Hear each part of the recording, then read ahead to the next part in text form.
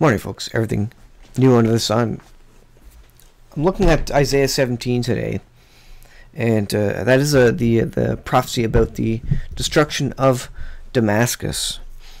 And people ask, has it been fulfilled yet? Has it been partially fulfilled? And of course, you see all the images of large parts, large suburbs destroyed, large blocks destroyed. Via drone footage, these sorts of things. This particular article, this comes from timesofisrael.com, and it's interesting because it speaks of a city that is now seemingly at peace and starting to thrive again, and residents are, happy and joyous. They think they have their city back. They think they have their peace back and their livelihoods. And I think. I don't think the Bible speaks of destruction of Damascus, and that is coming up in Isaiah 17, which speaks of it's total destruction, and it confirms that the destruction of Damascus has not been completed yet.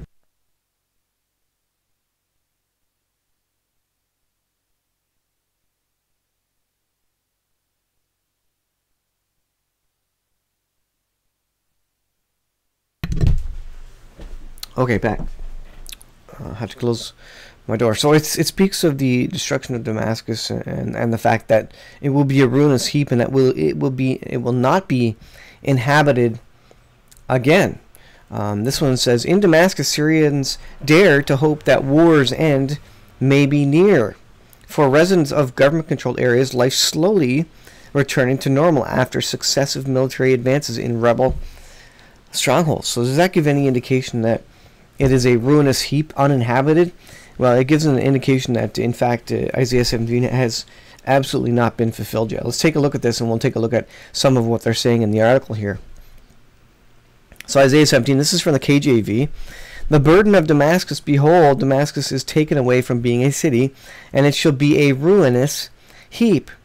The cities of Aurora are forsaken. They shall be for flocks which shall lie down, and none shall make them afraid. The fortress also shall cease from Ephraim, and the kingdom from Damascus. So Bashar Assad's kingdom is removed, basically. And the remnant of Syria, they shall be as glory of the children of Israel, saith the Lord of hosts. And in that day it shall come to pass that the glory of Jacob shall be made thin, and the fatness of his flesh shall wax lean.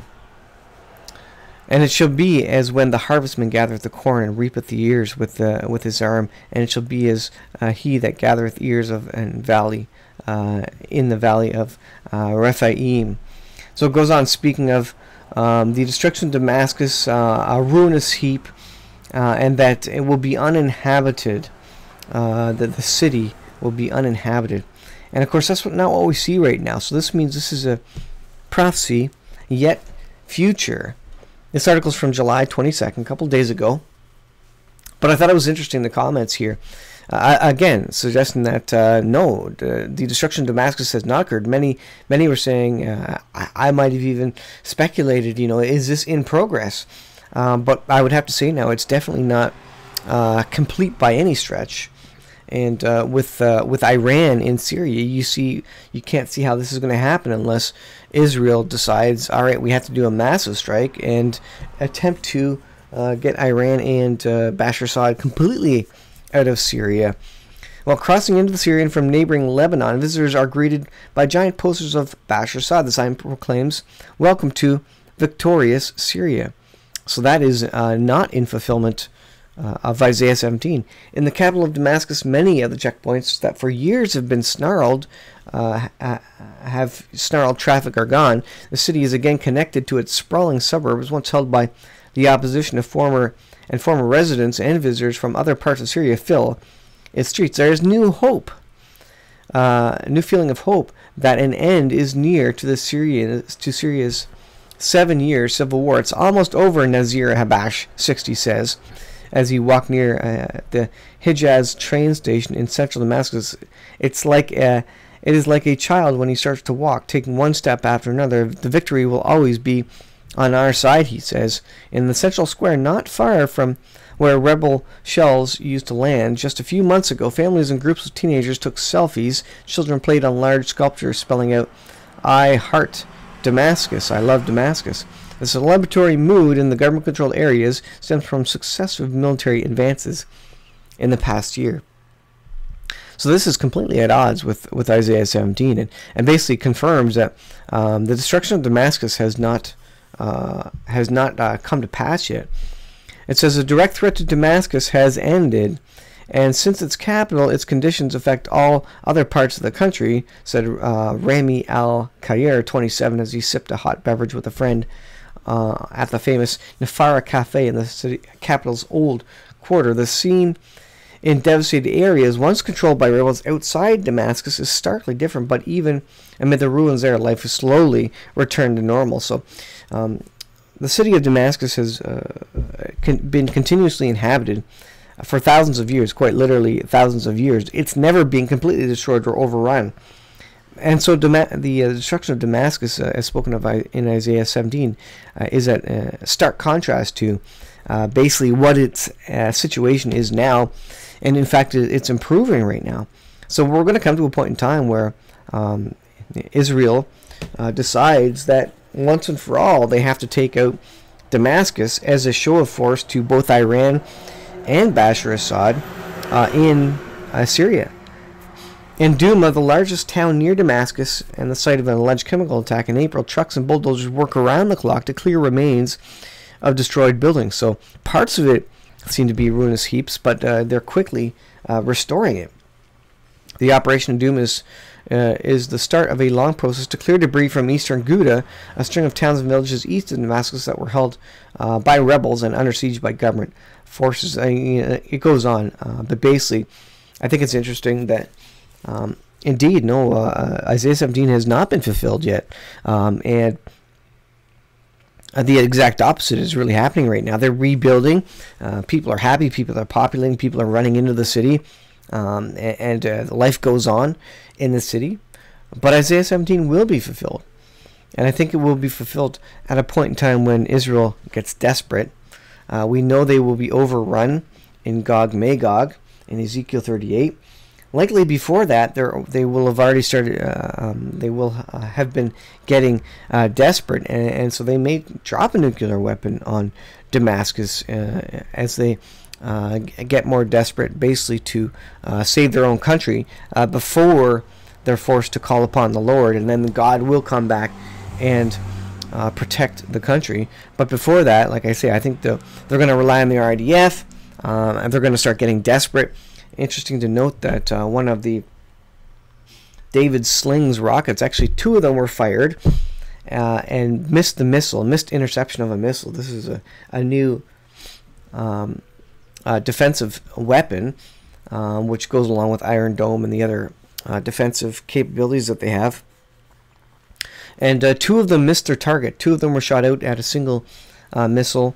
Both missed target. One self-destructed. They triggered the mechanism to self-destruct.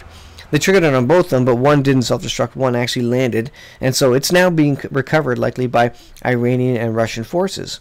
Apparently, Israel has decided not to go attempt to recover it because there could be a wider trigger event if they were to go in with the military to try to recover that, on Syrian land, which is interesting because now Russia and Iran could get the technology of David's sling, rendering David's sling useless and maybe even providing insights into the rest of the technology that Israel's using, making Israel more desperate even. And then they could lash out if they felt time was not any longer on their side against Damascus and maybe other locations as well, basically trying to push Iran and Russia out of Syria. And Russia and Iran are now in Syria for good. They're not going anywhere. They're on Israel's doorstep. Israel knows the situation is getting dire, getting worse. And so this destruction of Damascus, I think, it's yet future. It's confirmed in this article from July 22nd. And those who say it's been fulfilled, it hasn't been fulfilled. There's parts of Damascus that are completely destroyed, but people are moving into them, even at the bottom there, where it says, large sections of Damascus are destroyed, but there's still people moving in to these destroyed areas. And Isaiah 17 is a prophecy about it will be a complete ruinous heap.